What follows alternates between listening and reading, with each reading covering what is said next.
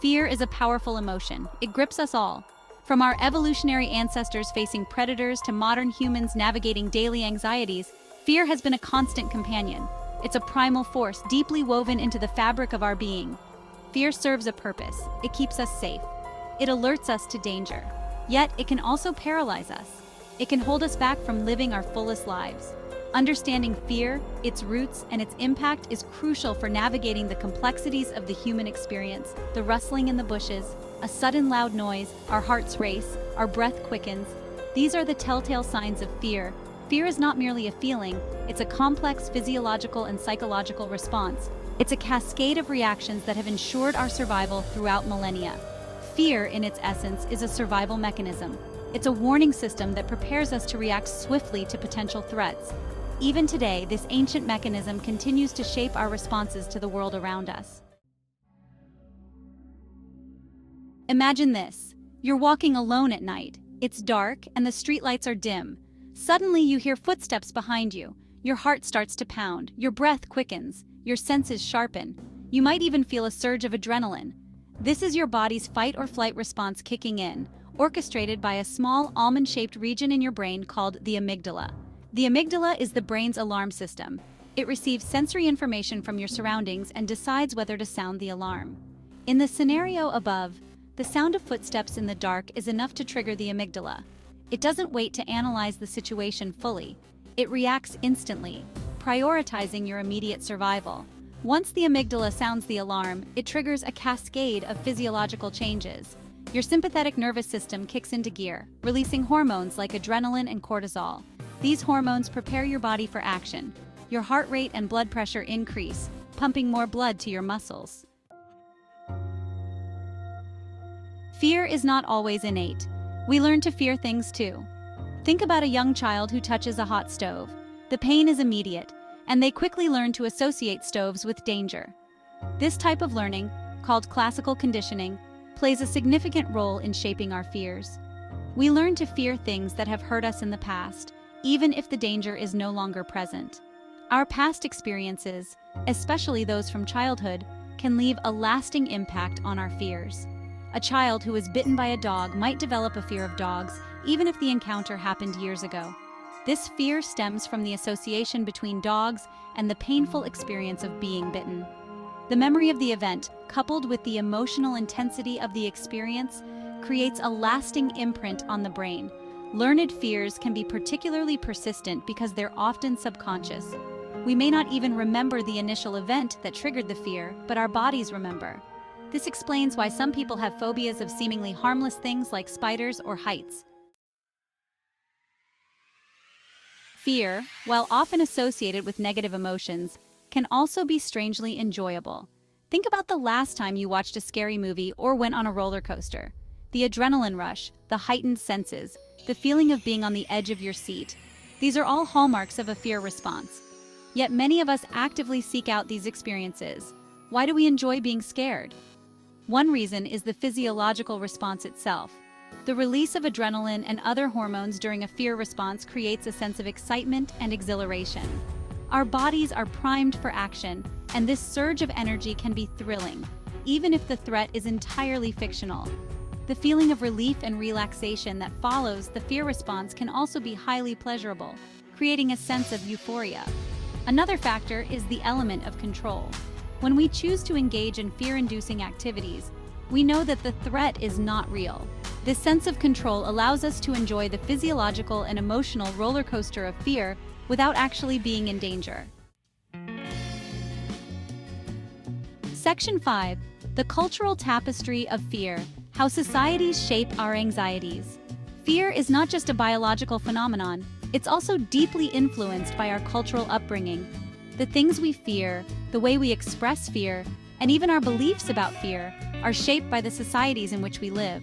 Cultural norms and values provide a framework for understanding and responding to threats, both real and perceived. For instance, consider the fear of social rejection.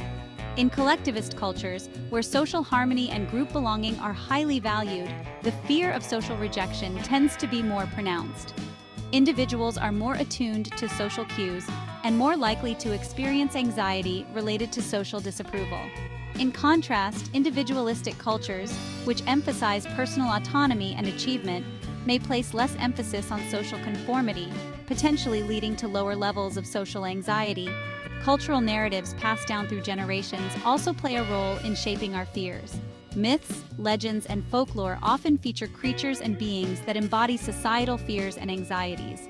These stories can instill fear in specific objects or situations, even if they have no basis in reality. For example, the fear of the evil eye, a widespread superstition in many cultures, reflects a deep-seated anxiety about envy and the potential harm of malicious intent. Section 6. Facing our fears, tools for conquering anxiety. Fear, while a natural human emotion, doesn't have to control our lives. There are effective strategies for understanding, managing, and even overcoming our fears. By equipping ourselves with the right tools and techniques, we can navigate fear more effectively and live with greater courage and resilience. One of the most effective methods for overcoming fear is exposure therapy. This approach involves gradually exposing ourselves to the feared object or situation in a safe and controlled environment. The idea is to gradually desensitize ourselves to the fear trigger, allowing our brains to learn that the perceived threat is not as dangerous as we might believe. Another helpful tool is cognitive reframing. This technique involves challenging and changing our negative thought patterns about the feared object or situation. Often, our fears stem from irrational or exaggerated thoughts. By identifying and challenging these thoughts, we can replace them with more balanced and realistic perspectives. Mindfulness and relaxation techniques, such as deep breathing exercises and meditation, can also be beneficial in managing fear. Section 7. Fear as a catalyst. Transforming fear into growth. Fear, while often perceived as a negative force, can also serve as a powerful catalyst for personal growth. By facing our fears head-on, we can unlock hidden strengths, discover new capabilities, and ultimately lead ourselves to a more fulfilling and meaningful life. Fear often arises when we step outside of our comfort zones. It signals that we are venturing into unfamiliar territory, challenging our limits and pushing ourselves to grow. Embracing these moments of discomfort, rather than shying away from them, can lead to incredible personal development. Each time we confront a fear, we expand our comfort zone, building courage and resilience along the way. Fear can also be a powerful motivator. It can drive us to work harder, prepare more thoroughly, and strive for excellence. The desire to avoid negative consequences or to prove our fears wrong can fuel our determination and push us to achieve things we never thought possible. Section 8. The power of perspective. Reframing our fears.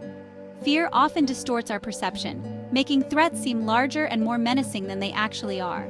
By shifting our perspective, reframing our thoughts, and focusing on the bigger picture, we can diminish the power fear holds over us. Reframing involves challenging our negative thoughts and replacing them with more balanced and realistic ones. One effective reframing technique is to focus on the present moment. Fear often stems from dwelling on past experiences or worrying about future possibilities. By bringing our attention to the present moment, we can ground ourselves in the here and now, reducing anxiety about what has been or what might be. Another helpful strategy is to practice gratitude. When we focus on the positive aspects of our lives, the things we are grateful for, it becomes more challenging for fear to dominate our thoughts.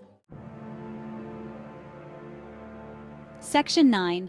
Cultivating courage, building resilience against fear. Courage is not the absence of fear, it's the ability to act despite fear.